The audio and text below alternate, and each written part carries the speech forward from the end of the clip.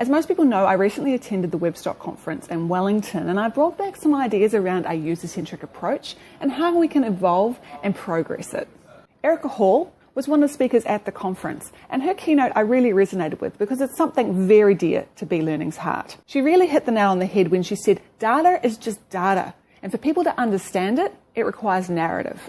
To illustrate this, Erica told us this great story about a researcher who was trying to solve iron deficiency in Cambodia. The facts are that if you cook with a small piece of iron in your food, that actually will distribute iron safely into your food for you to digest it and thus not have iron deficiency. However, when this particular researcher started handing out pieces of iron, nobody cooked with it.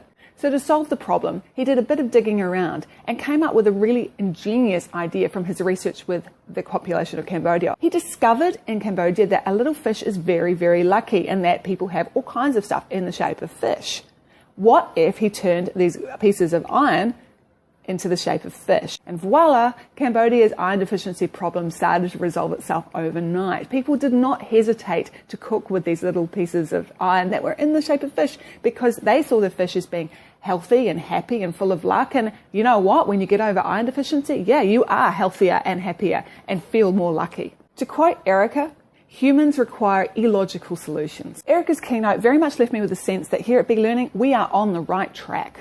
We could deliver facts to our clients and to the end users. However, if we don't apply the narrative, it's not going to work.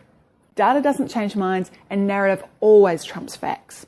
And this then reminds me of a point made by Shah Wang in his data visualization workshop, which I attended. Shah reminded us that any data can be skewed to tell the story that the attendee wants the audience to understand from their point of view. And we all know this is true, from politicians to particular news outlets. They misrepresent the narrative truth of the data. And along the lines of misrepresenting data to an audience, Daniel Kahneman, who wrote the book Thinking Fast and Slow, brought up this example. He asked the question when doing his research whether it was more likely that a politician or a professor would cheat on their spouse. Most people answered a politician. But of course, if you dig a little deeper, this information is because that is what is represented in the media. It's much more interesting for the media to report on politicians. They aren't going to report on cheating professors. And this idea is called confirmation bias.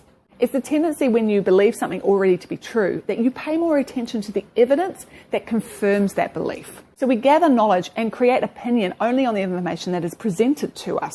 And we are all susceptible to confirmation bias, whether it is by the person or the end result of something intended. So what can we do with this information? What can we take away and apply in B-Learning? Well, we know that narrative trumps data.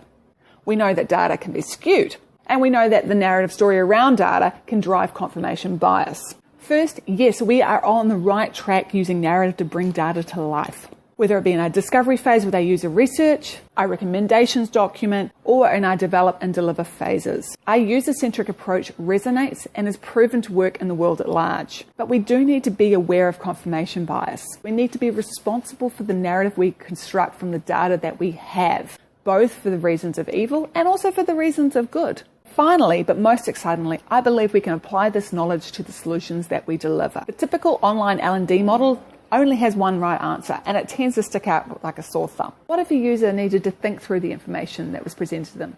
What would they need to consider to read between the lines? Because we know in life that answers aren't always obvious. Often there's more than one, and they're often grey. Detective stories are brilliant at this. It's what they don't tell you. They drop little hints and clues along the way, and you have to kind of see if you can decipher it to work it out.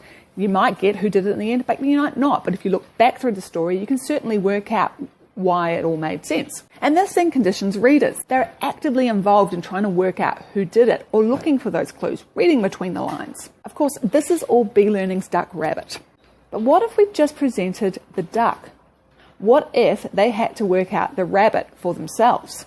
Can they read between the lines to get the other side of the story? I think this approach with narrative to data and information will help users learn more effectively. But not only will they learn more effectively, I think they'll also want to continue learning. They'll enjoy this, they'll engage, and they'll want to do better and learn more. And isn't that growth mindset in action?